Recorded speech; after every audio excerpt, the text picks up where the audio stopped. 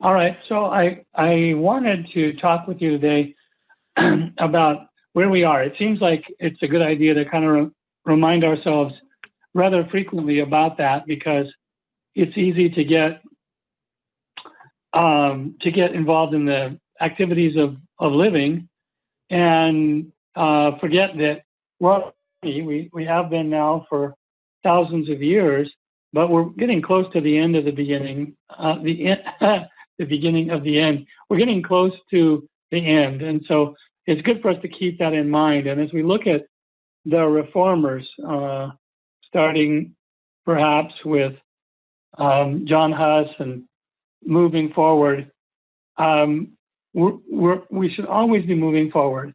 I've been fascinated over the last couple of years with the Anabaptists. The Anabaptists began in Zwingli's church, and they were rejected by the other reformers because they were too radical. But the things they were radical about, there were two primary doctrines that they were radical about. One was that the state and the church should be separate, shouldn't have the government running the church. That was one radical idea. The other one was that there shouldn't be, that we should get baptized as adults. Well, of course, as Seventh-day Adventists and most Christians today, those are not radical ideas. Those make sense. But the Anabaptists were tortured, they were drowned, tongues were cut out, and so forth and so on. But they kept moving forward. And true reformers right along have always kept moving forward. So they don't rest on their laurels. They say, where are we now? Let's move ahead. So let's take a look at where we are now. So there was creation, and then sin and Noah. God redeemed the world during the time of Noah, then sent Abraham and Abraham's family, who became the children of Israel, to provide a model for what God desired people to be like, what he desired a family to work like, what he desired a nation to work like. Then there was the captivity in Egypt. God delivered again through Moses. Then there was a falling away, and people had lost their way, and Christ came along to give us the fullest manifestation we ever did have or would have of God himself. And then we come down to 1844, which signifies the time of the end, the very end of time. And now we're, of course, past that. So I want to think about that with you a little bit. Here's where I'd like to go today.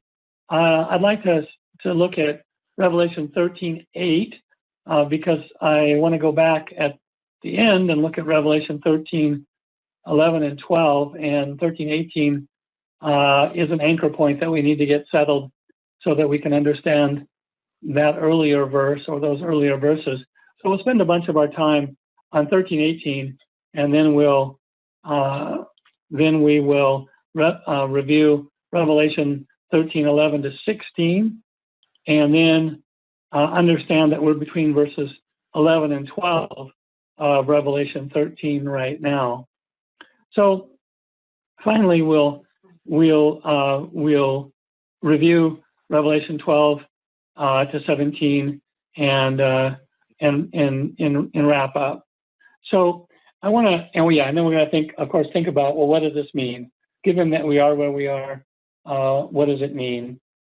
So here's Revelation 13:18. Revelation 13:18 says, "Here is wisdom. Let him that hath understanding count the number of the beast, for it is the number of a man, and his number is 666." So the admonition is, here's wisdom. Now that implies, I'm going to suggest, that it requires a bit of wisdom to figure this out. This isn't something that it would be like reading something on the front of a store, like picking up a magazine. It requires some thought. So let's think about it then. So what does 666 represent? If you look at what are these called? These are roulette wheels. If you look at a roulette wheel, and if you added up all the numbers on the roulette wheel, you would come up with 666. Does it represent chance, maybe? Here's the traditional thought that we have sometimes heard. 666 is from Vicarius Filii Dei, and that is from giving the letters that are in those Roman words, those Latin words, giving the ones that do have values, applying their values and summing them. So if you have this on your computer, you can see that the V for vicarious gets a value of 5. The next letter is I in vicarious. That gets a 1, a Roman that's a 1 in Roman numerals. Then we get to the IC. C is a value of 100, and then you get to A. A does not have a value. R does not have a value. I does not have a, or yes, it does. I has a value of 1. U is the same. At that time, there was no letter U. V and a U were the same letter. So that is a value of 5 again. And you get through with all of it, and you add it up, and it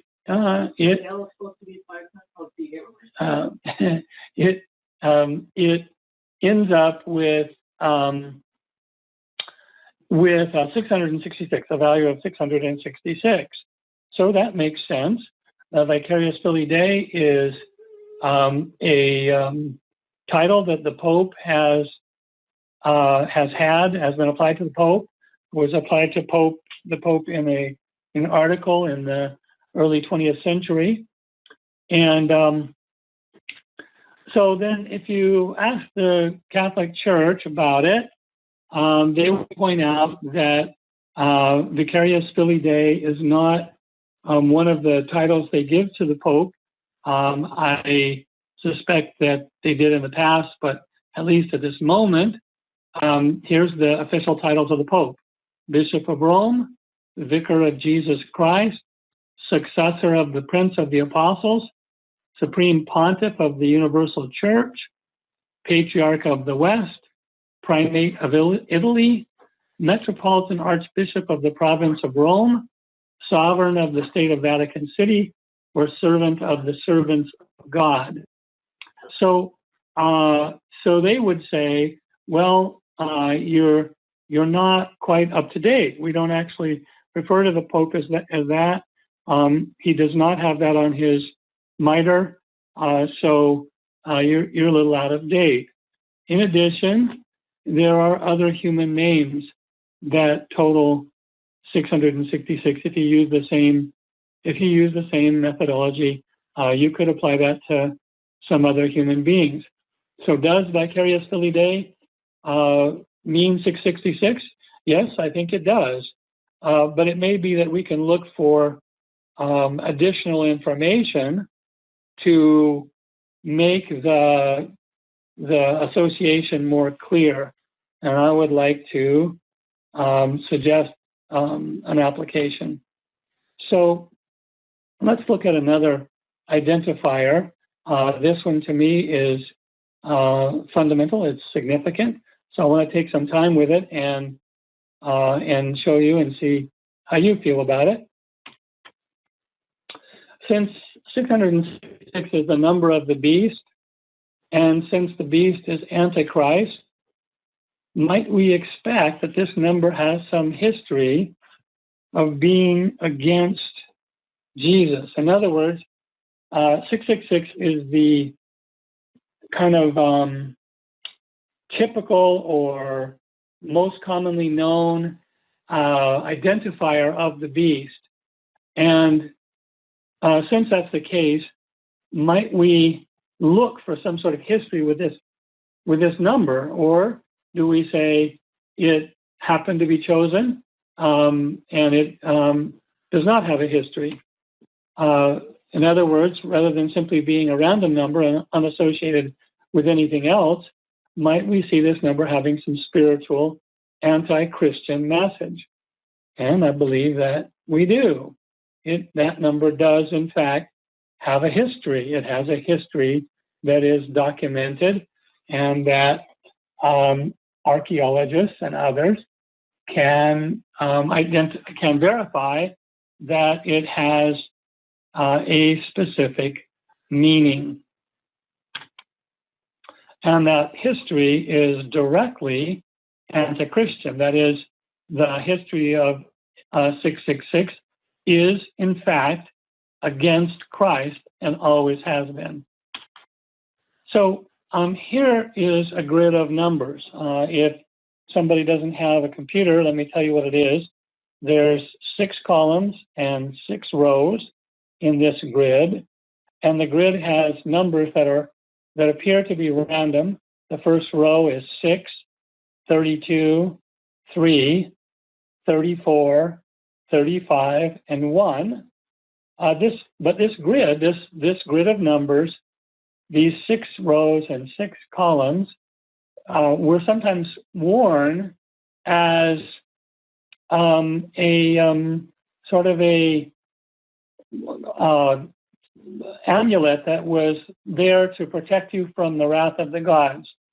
And so the idea was, in Babylon, they viewed the heavens, they viewed the stars and the planets, and they noticed that they rotated around, through the year. You would have them coming on the horizon and then leaving on the opposite horizon with new stars coming up. So they divided those into 36 constellations. Each constellation got 10 days, which left 5 days at the end without a constellation. But every year, these constellations, as the constellations would become visible in Babylon, they made up false gods for each one of these constellations. Each one of these false gods had a number associated with themselves. So you have 1, 2, 3, 4, right through 36. And the idea was that when you wore this amulet, then the gods would look on you and would see that, oh, yep, there I am. I'm number 27. Sure enough, they're paying respect to me. Or I'm 14. Yes, they're acknowledging me. And the gods would not get angry with you. That was the idea. This grid was constructed in a way that was clever. So let's look at that. Here we see that if you take the sum of each row, you come up with 111. And so each row has the same numeric value if you sum it. Each column has the same numeric value, which is 111. So each of the 6 columns has a value of 111. And each diagonal also has a value of 111 if you add them up. So like taking a look at the top left cell, if you add 6 to 11, that's 17, plus 16 is 33, plus 21 is 54, plus 26 is 80, plus 31 is 111. So no matter how you add these things up, whether you go rows or columns or diagonals, you end up with 111. Now, if you add up all those column totals or all those row totals or all the individual numbers, what you end up with is 666. The number 666 might have been shorthand for 36 false gods of the constellations. When you had all the gods and you were paying proper respect to all these false gods, you had 666 numerical values when you add them all together. And the sun god, Shamash, in Babylon was considered the greatest of the false gods and in fact was over all of these. So was not one of these 36, I think, was separate from them and was understood to be greater than all the false gods of the Babylonians. For the Egyptians also, they worshiped the sun god, who was Ra to them.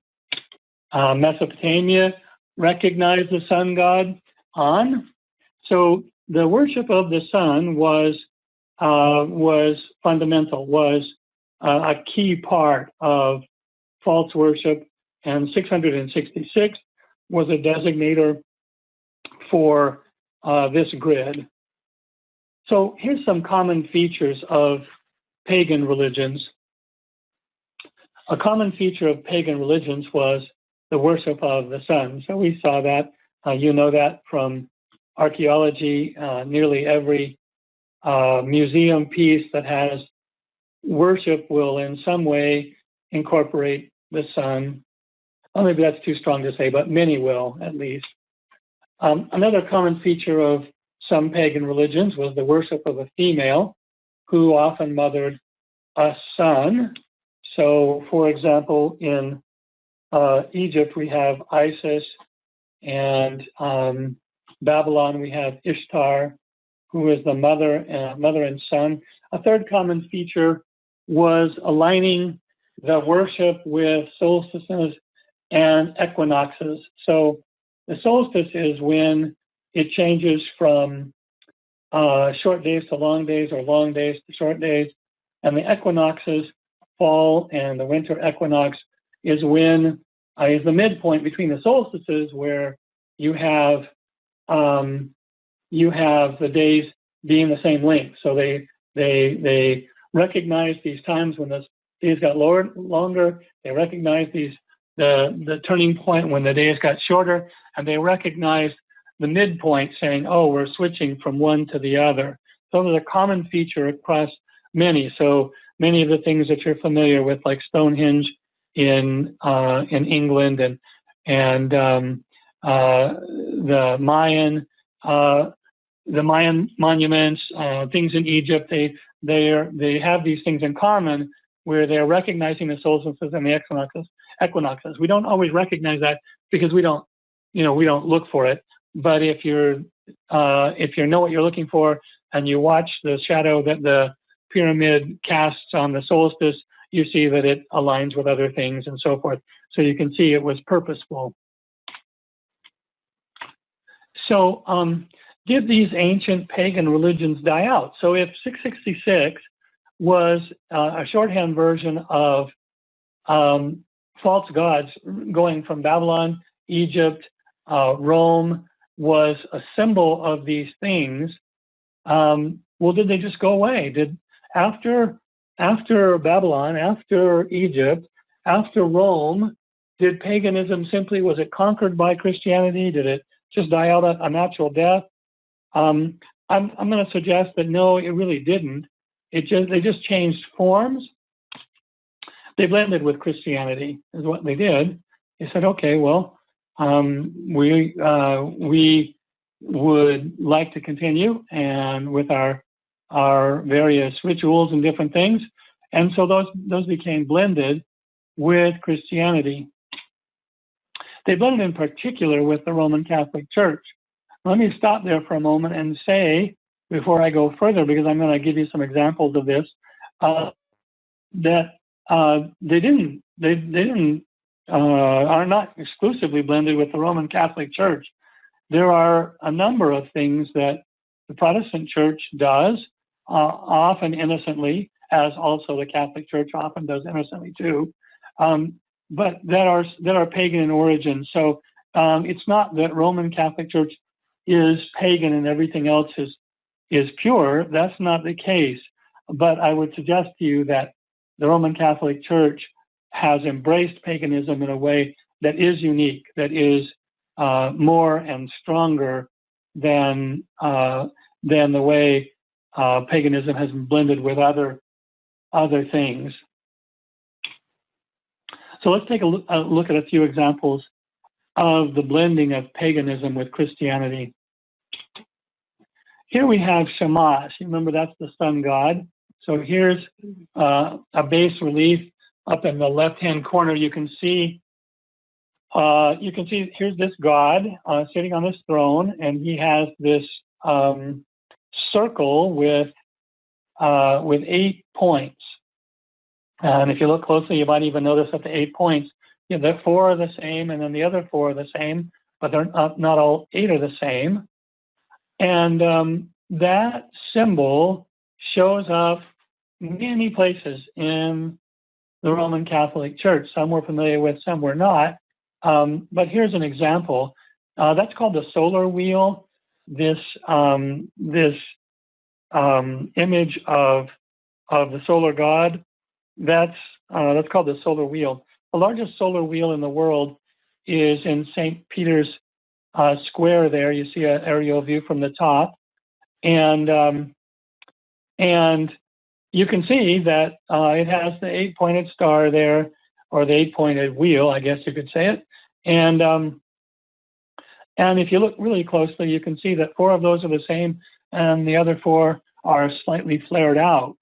So this is the largest solar wheel in the world, right there.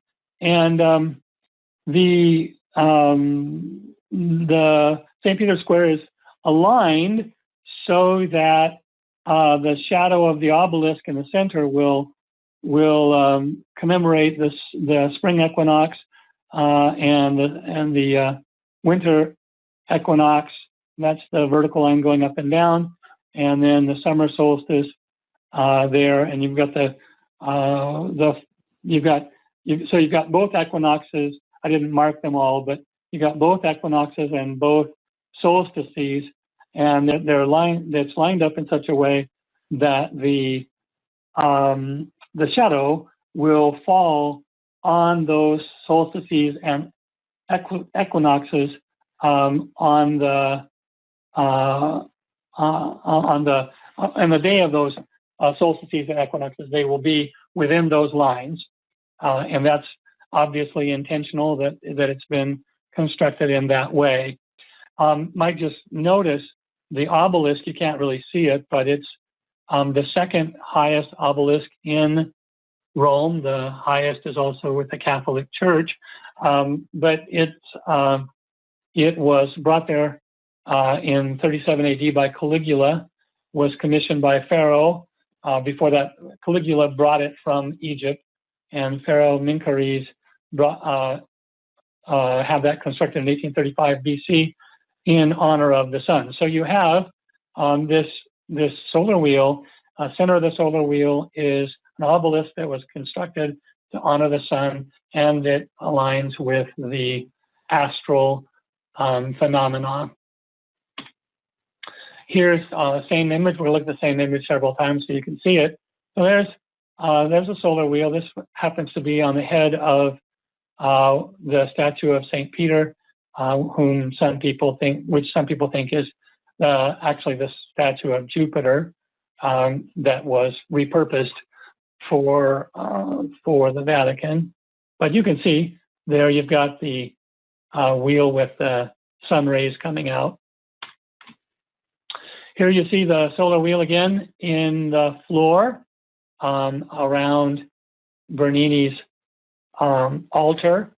And so you have, again, the image of the solar wheel. And there are many others that we're not mentioning here. But every time you see a halo, it's a solar wheel again. We think that the halo was a Christian symbol that was invented by someone, maybe to commemorate Moses' face shining or something. More likely, it's simply the solar wheel. Here we have the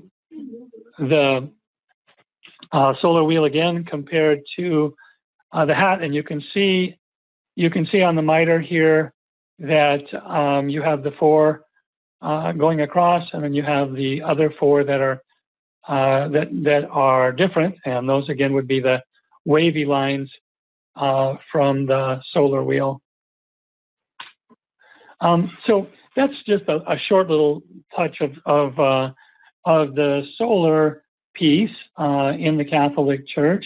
What about worshiping a woman who's the mother of a male child? Well, we have Marian worship in the Roman Catholic Church. Here you see people, they are there admiring or perhaps worshiping the statue of Mary or praying to Mary.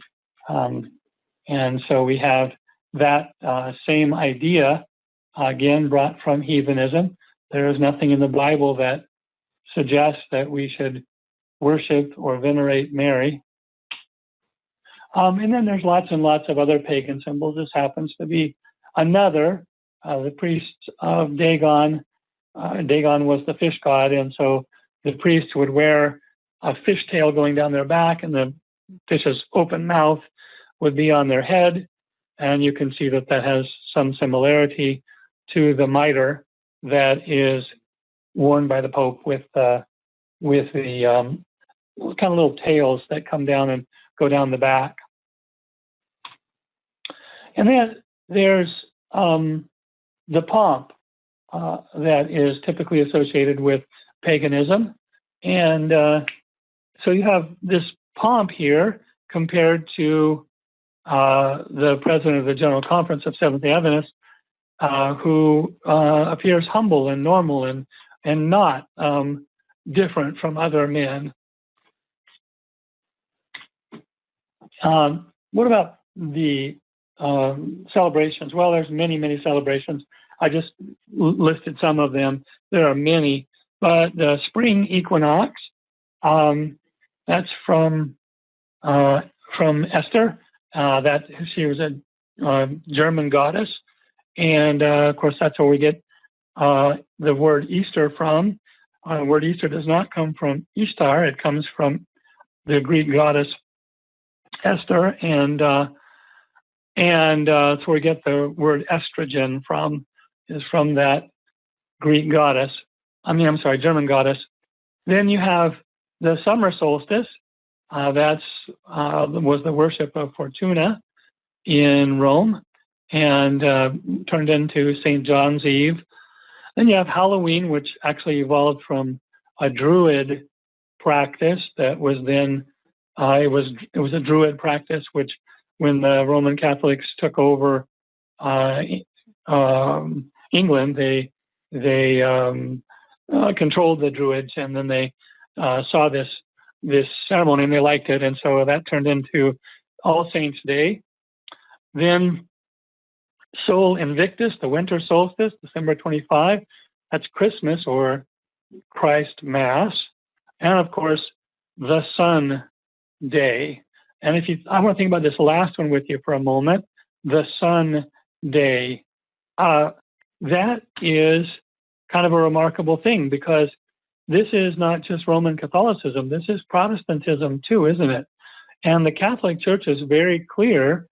The Protestant Church not so clear on this, but the Catholic Church is very clear that they invented this idea that the Sunday is their creation, and that they say that, the Lord showed them through Holy Mother Church that the sanctity of the Sabbath was changed to Sunday. So, but here we have Protestantism matching them and saying, well, we will accept that as well, as of course Easter and some other things. So what does 666 represent? I suggest to you that it represents the man of sin, the Pontifex Maximus, the one title of the Pope, the title taken from the divine emperor of Rome, so-called.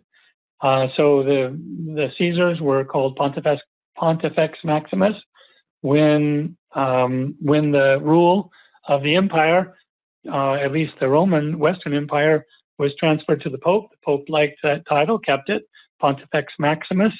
And so I would suggest that as the head of the church, that applies to Pontifex Maximus and more broadly to the Roman Catholic Church. So raw heathenism invented impostures of the God in heaven. That heathenism went through Babylon, Egypt, and down to our day in the form of the Roman Catholic Church. And just going to take a like a lightning tour here of some doctrinal positions. Purgatory, not in the Bible. Marian worship, not in the Bible. Worship of images, not in the Bible. Apocrypha, not part of the Bible. Indulgences, not part of the Bible. Confession to a priest, not part of the Bible. Repetitious prayers such as Hail Mary, not part of the Bible. So let's see what this has to do with the future. All right, let's take a look at Revelation 13, 11 to 16. Get my Bible here. I'll read it to you.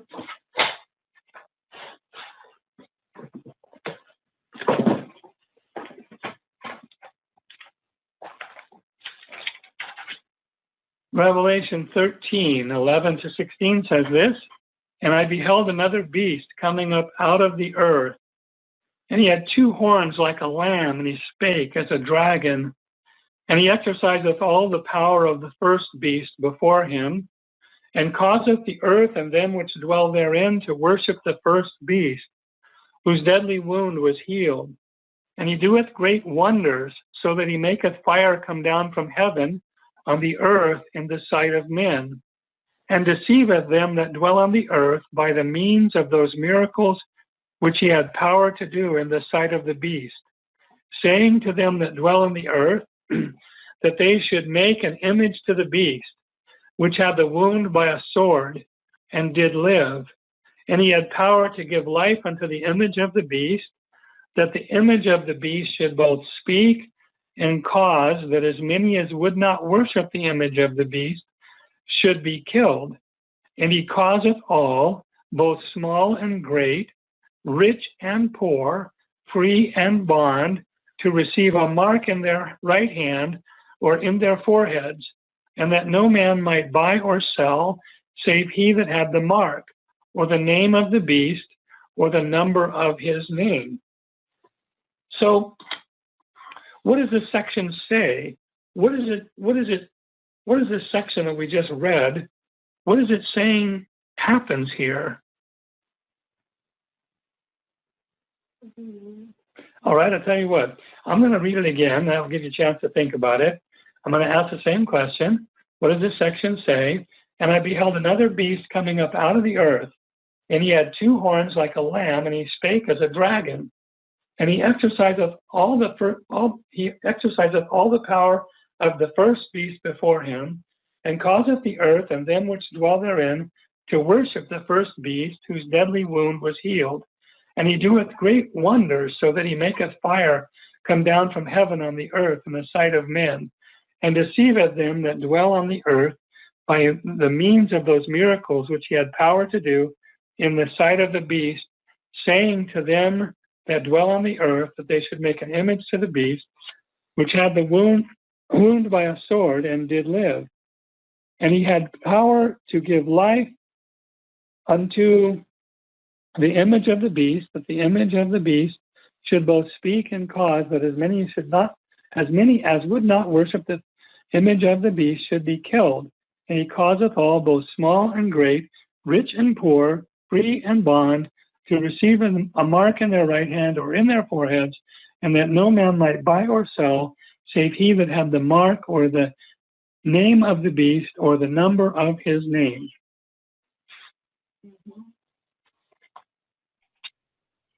Well, it's giving us attributes and history of this beast that's going to want to kill Christians in the end.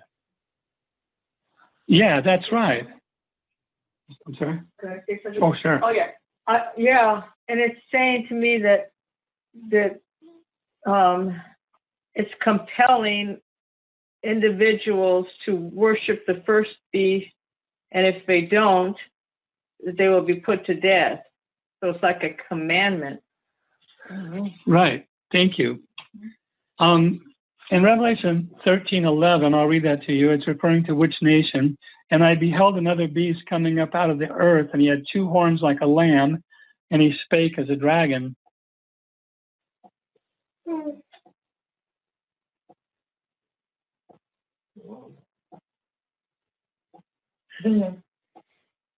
That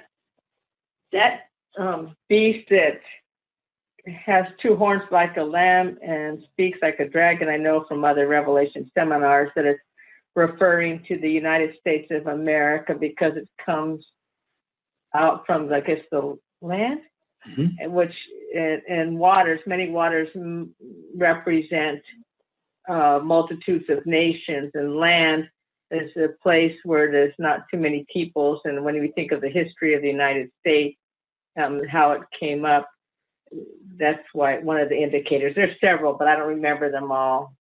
Yeah, and the lamb here has two horns. I'm going to suggest to you that that means there's two powers. One was civil, one was religious. Does not have a crown, so it does not have a king. It's a republic. So the United States here, and according to Revelation 13:11-16, what will the United States do? And since I've sort of asked you that already, I'm going to just comment on that. This is talking about what will happen right here in this country by not Roman Catholics, by Protestants, and it's pretty strong language. It says, and deceiveth them that dwell on the earth by the means of those miracles which he had power to do in the sight of the beast, saying to them that dwell on the earth that they should make an image to the beast, that is, an image to the Roman Catholic Church, which had the wound by a sword and did live. And later we learn that he causes all, both small and great, rich and poor, free and bond, to receive a mark in their right hand or in their foreheads, and that no man might buy or sell, save he that had the mark or the name of the beast or the number of his name. So we have here a statement that apostate Protestantism in the United States is going to take a position sooner or later where they will expect and require, under punishment, that people will take upon themselves the image that Satan has prepared for that purpose. So they will have to choose between righteousness and unrighteousness, and that will happen in our country under the auspices of our government. So the question is, will America really cause the earth and them that dwell therein to worship the Roman Catholic Church? Well, perhaps not worship the Roman Catholic Church, but worship the symbol that will be more and more clear, which is Sunday sacredness and trampling on the Sabbath. But there really will come a time where we have to choose, where we can no longer have feet in two canoes. We're on one side or we're on the other. And that's a good thing because since time began on this earth, there's always been the two canoe method, except for, I guess, during the flood, where you could serve God mostly, but not completely, or you could serve Satan mostly, but not completely, or be somewhere in the middle or something, and you didn't really stick out. You fit in pretty well, but a time is coming where things will kind of congeal. They'll reach a maturity where it becomes clear that one side, that is the Sabbath side, says, oh, no, this is what God said we have to do. And the sheep who hear God's voice will go to that side, and everyone else will magnetize to the other side, because that's where the apparent benefits and lack of curses is on the other side. You don't get persecuted or killed or whatever if you're on that side. So the people who don't hear the shepherd's voice they magnetize to the side, the path of least resistance. And the people who say, wait, that's Jesus, I've got to do what he says, they will cling to him, and will have, for the first time in this world's history, we'll have a pure people before Jesus comes. We will have a perfectly pure people, and we'll have a perfectly evil people too. Now we're between Romans 13:11 and Romans 13:12. So Romans 13:11 says, and I beheld another beast coming up out of the... Yes, I said Romans, sorry. Revelation 13:11 and 12.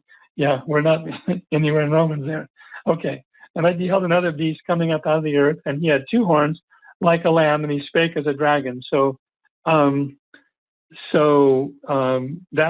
the beast has come up out of the earth, but doesn't right now exercise all the power of the first beast before him, and so forth and so on. It's a pretty serious matter.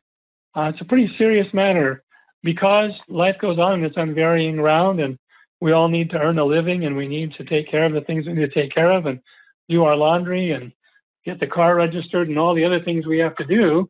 It's easy to forget that we're actually living at the end of time, and we're actually going to experience, maybe us personally, maybe people after us, but we humans, Americans, are going to experience actual persecution again, and actual time where we don't have a choice but to either follow God or not follow him. There's no middle ground. So what should we do? I think we should study our Bibles and know where we believe what we believe. And let me just take a moment and kind of take a sidetrack here for 3 minutes. And that is, as I was preparing for this, and I was looking at examples of paganism in the Roman Catholic Church, there are many that you can see with your own eye. There are others that are in history. And if you read Protestant histories, you find out one thing. And if you read Roman Catholic histories, you find out something entirely different. And as I was trying to determine what really happened, it felt to me like I sometimes found Protestant history had perhaps exaggerated some things, had accused Romanism of some things it maybe didn't even do.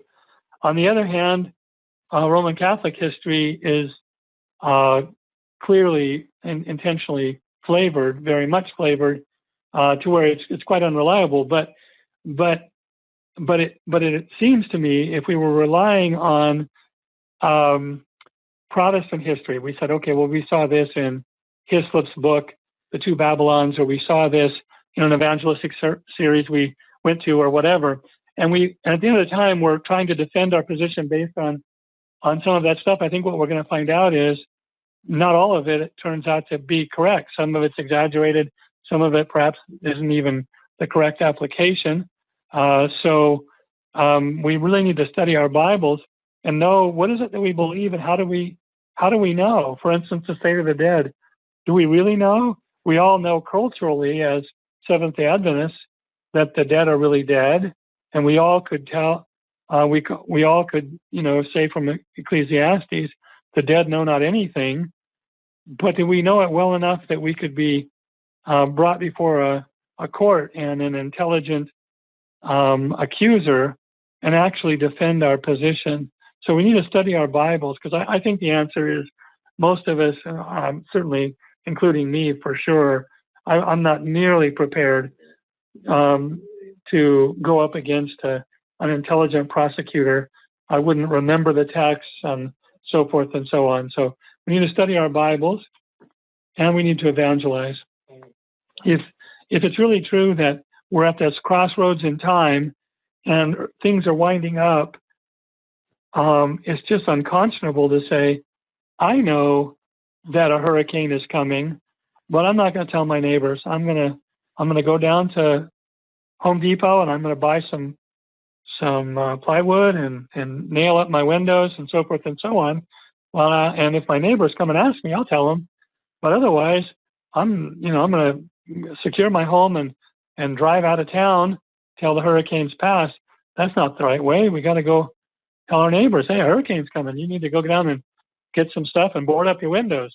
So we need to study our Bibles and we need to evangelize. And finally, in closing, Jude 1:23, and others save with fear, pulling them out of the fire, hating even the garment that is spotted by the flesh. Let's pull them out of the fire. That is not to say that we arrogantly think we're better than they are. We're not better than them. But we know things, or at least we can know things they should know. Let's recognize that we can be a blessing and go tell everybody we can tell, hey, there is a Savior. There is a Savior. He saved me. He can save you. And that's the thought for today.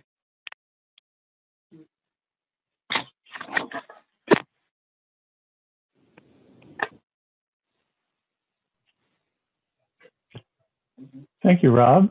Anybody like to ask any questions at this time?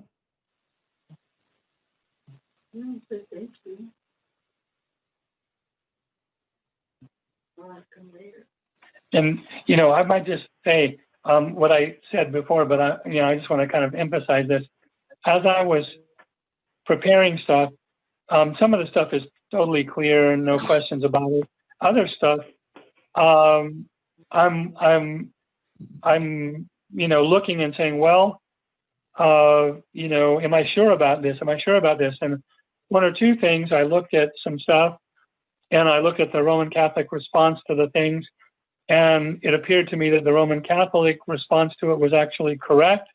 And so I didn't include them, but it did really make me think that, like, wow, we need to be careful, because when we in an evangelistic series or something, when we say, well, here's how it is, let's look on the internet and make sure that really what we're saying really was the position of the Catholic Church, or this thing really did happen in the Middle Ages, or or this document here is not a forgery, or whatever, so that we really are giving them true, worthwhile information. Yeah, I mean, it's very obvious that Catholicism came out of paganism. I mean, that's, I don't know how clear you can get of all the different things that they included from paganism into their worship. Yeah. Yeah. Before I got busy back to getting my book prepared for printing, I was studying the history of paganism, primarily the Sunday worship history. And one of the things that stood out to me, where you started with all the numbers and things like that, that was new to me. And I ran across that, and that was interesting how it equaled 666 and all the different gods. But one of the other things that stood out to me, I mean, typically when we just hear generally about the different gods they worship, it's a god of fertility, the god of the sun, the god of, like produce. I mean, it has to do with all these features of life, the god of fire, god of water. They have all these different gods. It's almost like they're the existence of paganism, where these gods came about almost like in rebellion, for one thing. But one thing the Lord that stood out to me that was really interesting is when you read Leviticus and Deuteronomy, and God's listing that if you obey me, and you choose to follow me, I will be a God that gives you fertility, that protects you from the enemy, that does all these things. And it's interesting how much it's almost like when they rejected God, they had to create other gods to give them what God said He would give them. Yeah, that's a good point. You know, I like God's name for Himself. I am. You are what? Fill in the blank. I am. One thing I read too about the early Catholic Church, you might say, is that they presented Jesus as having these solar attributes, like of those sun gods, that's in different ones that you had in the magic squares, and that he was, you know, he had more attributes than those other gods, and they used that to convert the pagans. Yeah. Yeah. It's kind of a crazy thing, that's for sure. Yeah, I want to say something too. I never thought about it, like Kathy was saying too. I mean, when I think about Hinduism, I mean, they invent these gods for all these different things. Like you just almost kind of need one. Oh, I need a god of luck and a god of fortune and a god to protect me from the accidents. I mean, it just gets so bizarre when it makes so much sense, like the creator God, Yahweh, Jehovah. I mean, He's everything. He doesn't have to put him in categories for these different things. He's it. I don't know why people wouldn't think, I mean, other religions, when they kind of veered off in paganism, why they have to all of a sudden have all these different gods. I'm just trying to understand it. Makes sense. Well, you know, it depends a lot on a person's motivation, I think, because if the motivation is I want good luck or something, Or to make and in order to get good luck, I need to give this god of fortune, you know, I don't know, let's say equivalently $10 or $20, and then I'll have good luck. Oh, I like that religion because I can afford $10 or $20, and man, I'm going to get, you know, good luck back that's worth $100 or $1,000. Ooh, I like this religion. Well, I kind of remember in India, Ganesh, the elephant god, I think he's the god of the good luck. And so, and I remember my Indian friends, I mean, they like particular gods. It's kind of, and the Catholics kind of do this too with the growing up in high school. I remember it was really popular in my high school to have the, I can't think of it now. It's a necklace and it has a circle around it and it's one of the saints, you know, Saint Christopher or Saint blah, blah, blah, blah. You pick your Satan, it's kind of like a good luck fortune type of thing. Yeah, and you know, our God, like Kathy was saying, is, you know, he has everything to offer us, everything, including, in fact, riches in heaven. But He also requires everything, and so I suspect, you know, it would be there would be many adherents to, there are many adherents to Christianity who like the first part, not so much the second part, but you have, you know, mega churches or whatever, where they maybe emphasize God will bless you, give you prosperity, and so forth and so on, and then de-emphasize the God's requirements. And, you know, again, yeah, that's the religion I want. I get to live my life the way I like, and then, you know, just kind of every so often remind the Lord what new toy I want, and He'll run out and get it for me, and then I go back and, you know, live my selfish life some more. Yeah, that's for me.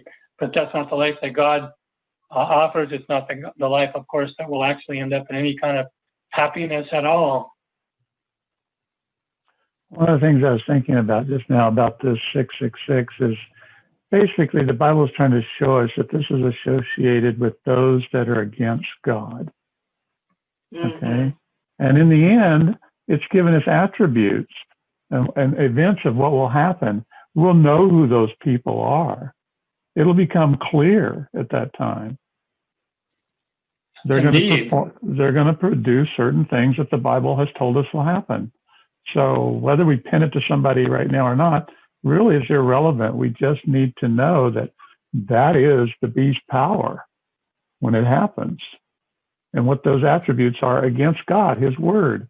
And we see that, okay, like with the magic squares, this 666, those were those that were against God. They'd turned from God. They'd turned to these other gods.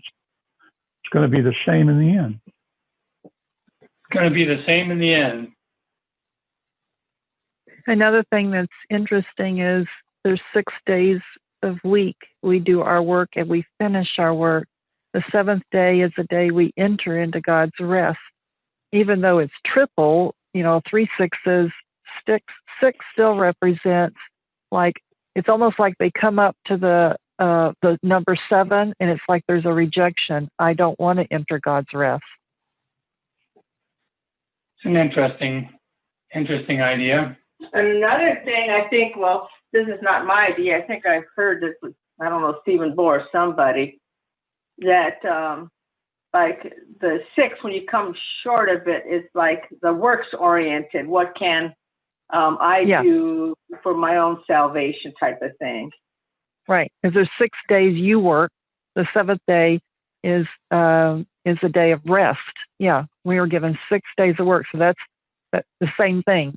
It's like they don't want to enter into God's rest. They want to just do it themselves. Right, or acknowledge God, just the human factor. Yeah, 6 is also kind of like the earthly. All the way the number 6 is like, it's earthly, because even we're here 6,000 years. 7,000 years is a heavenly experience. Mm-hmm. Yeah, and that 1,000-year Sabbath is the millennium.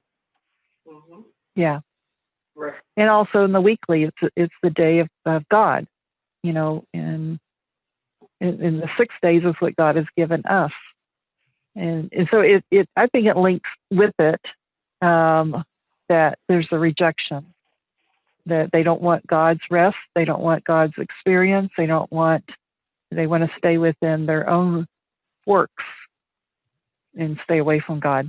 Another part of the history that's very interesting that I haven't completed enough to explain all of it, but is where Nimrod comes in, which is the grandson of Noah.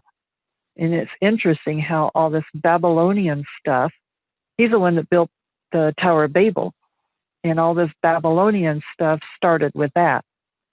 Mm-hmm. And paganism. And he's a grandson of Noah. Scary. Yeah, and it's interesting to me that paganism is there. Like there's atheism, which is really, I think, kind of powerless and basically a big dud.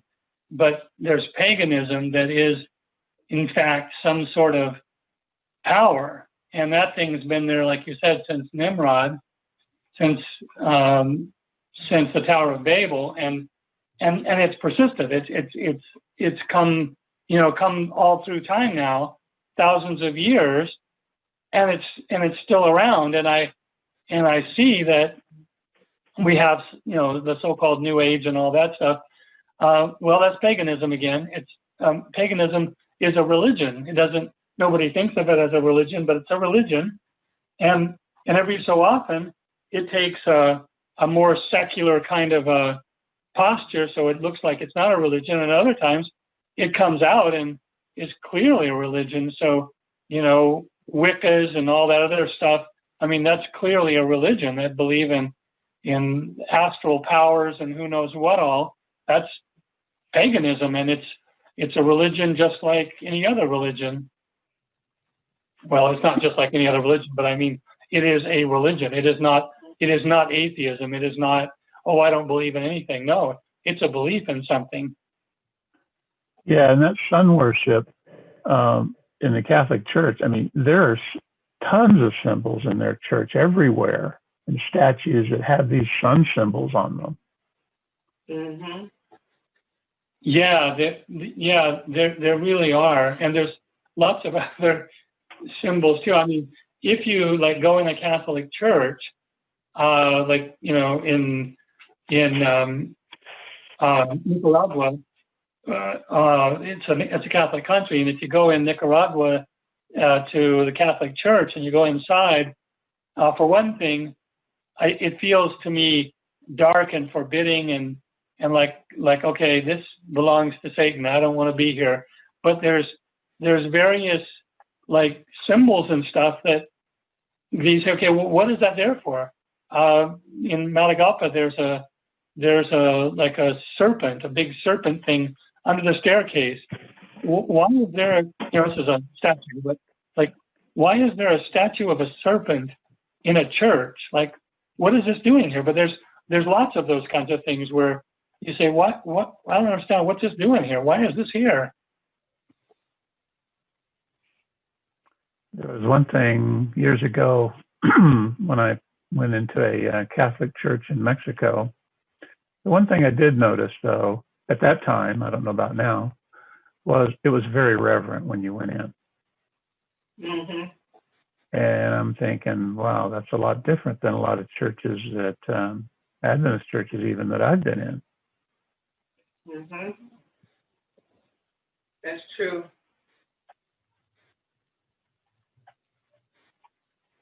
But I think we're going to see more and more who the beast power is, and that'll become very revealing.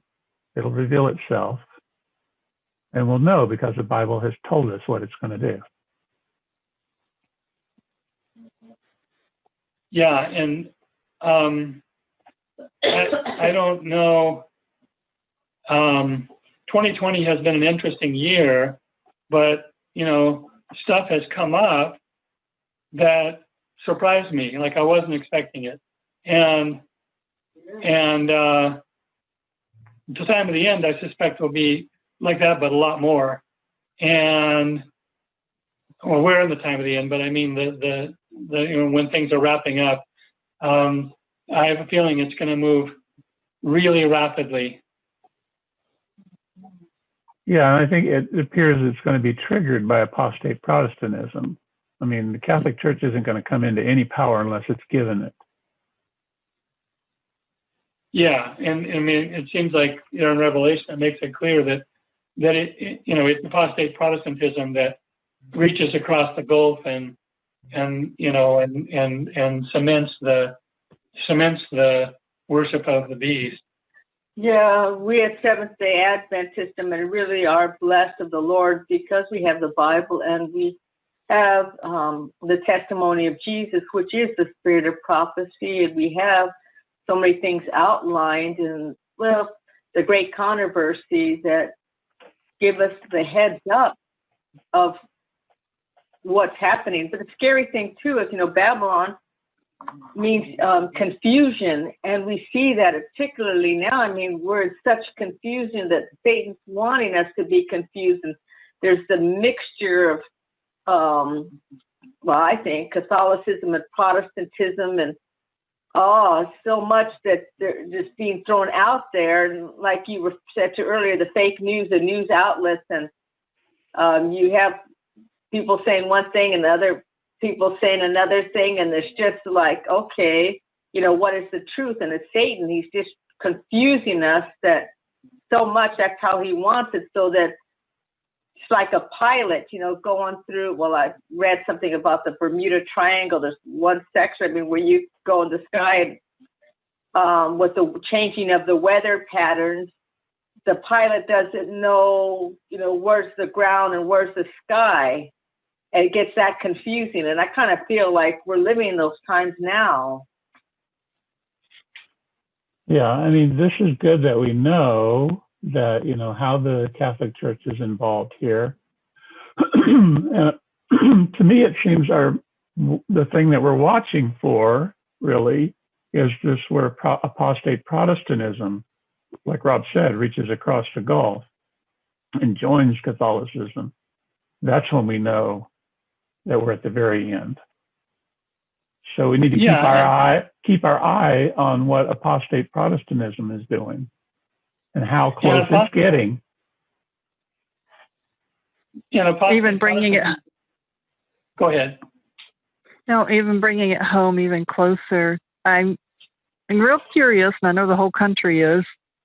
as coming up to the date of January 6th, which is like just a week and a half, 2 weeks away, because there's suspicion, there's talk that the current president, might do something, write an order or martial law. Because I do know that it is in our law, our Constitution, that if the president calls martial law, it stops all election behavior, and there's not a change of presidents.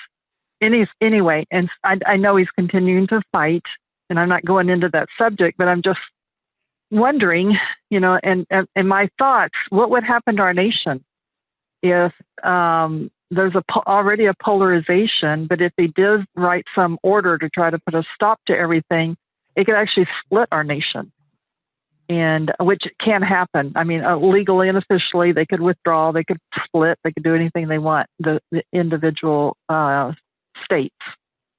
And so anyway, there's a lot of possibilities of even imminently, or even if the new president takes place, there's a lot of stuff that he could do that leads us into globalization, which is a one world government. That's his plan. And so and no matter what happens, something big, we're headed for something very big. It feels like something big is going to happen. It does, and it makes me think. It makes me think. Okay, Rob, how close are you to being able to defend really any doctrine in the Seventh Adventist Church? How close are you? Well, I feel pretty good about being able to defend the Sabbath, simply because it's right there in the Fourth Commandment, and that one's pretty hard to miss. But outside of that one, and maybe the millennium, because it seems pretty clear too, I don't feel ready. Like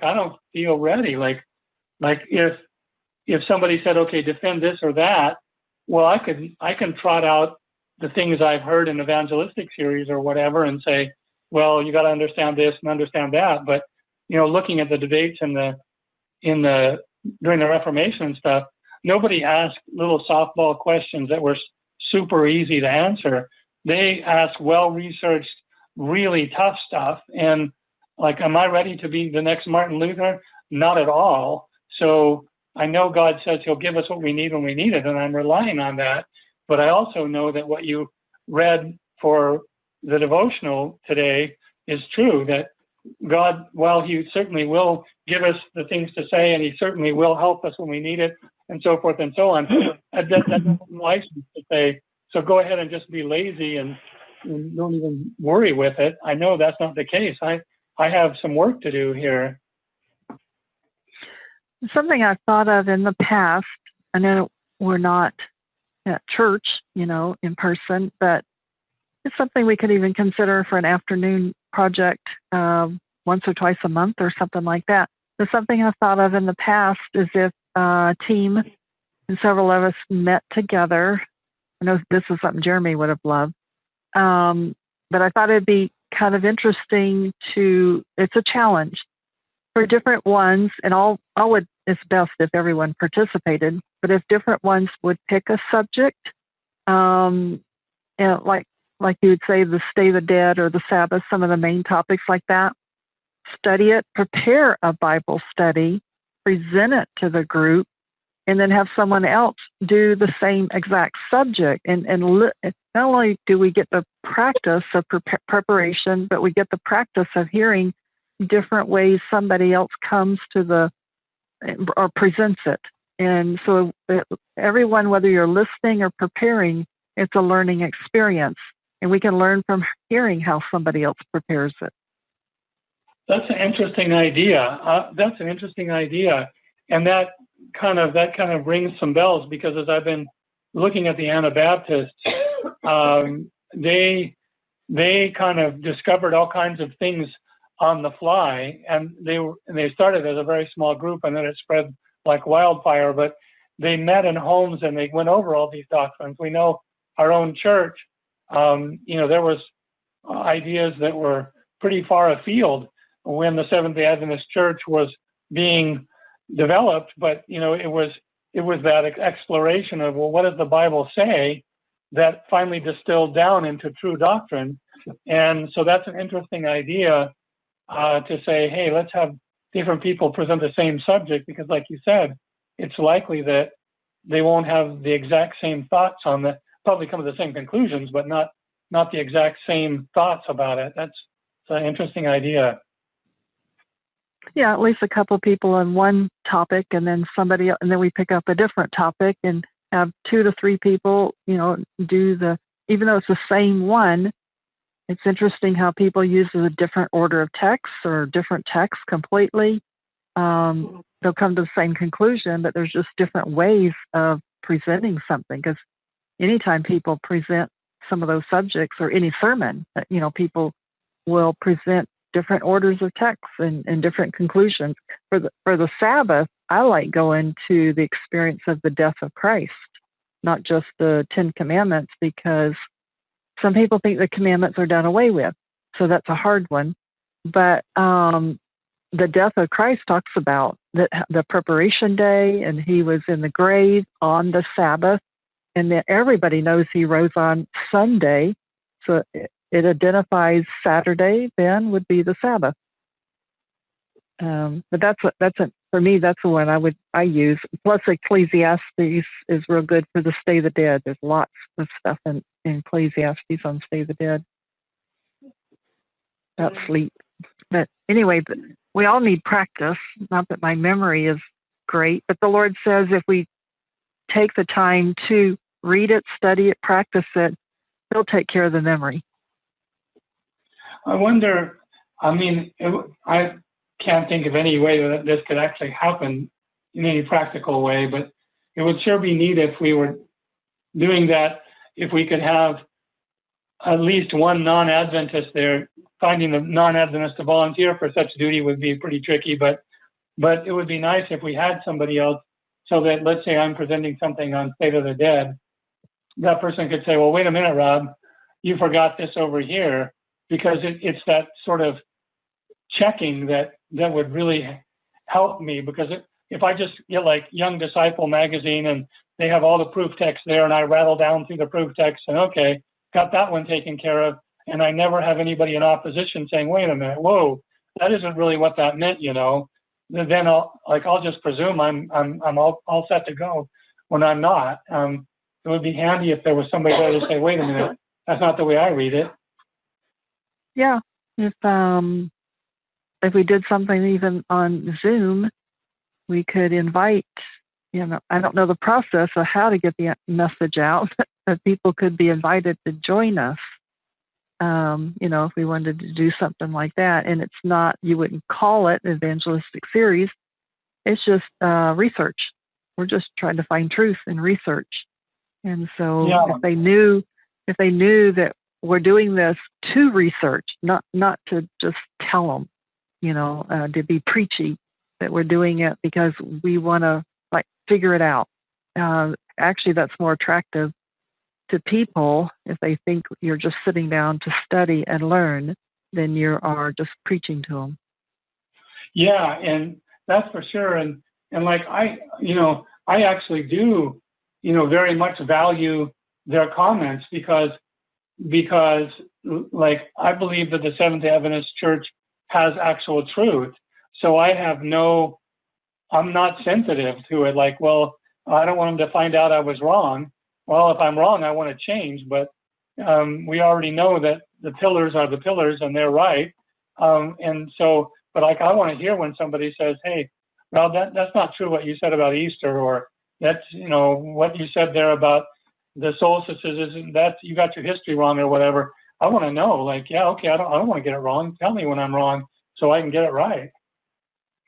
That works well, and I appreciate that when a person is also open-minded. If you come across someone that's just wanting to argue, then you won't get past step one, because they would always interrupt. They would interrupt you and not let you go any further. They're just there to argue, and So sometimes there's some that are that way too. They would just be there to only interrupt you. Yeah, true. Yeah, true. But like I would be, if there was a Baptist group somewhere, well, there was a Mennonite group when we were in Iowa. There was a couple of Mennonite young men, and they had a Bible study, and I went over there and joined their Bible study. By the way, I was really happy with them. They were good Bible students. But I know I have truth, so I don't feel threatened at all when somebody disagrees with me. But they were wonderful young men, and they would allow me to say whatever I wanted to say, and I tried to afford them the same privilege. And there were, of course, many more things we agreed with on than we disagreed, because all of us were looking at the Bible without that sort of filter up, saying I'm not going to agree with you on anything and all that kind of stuff.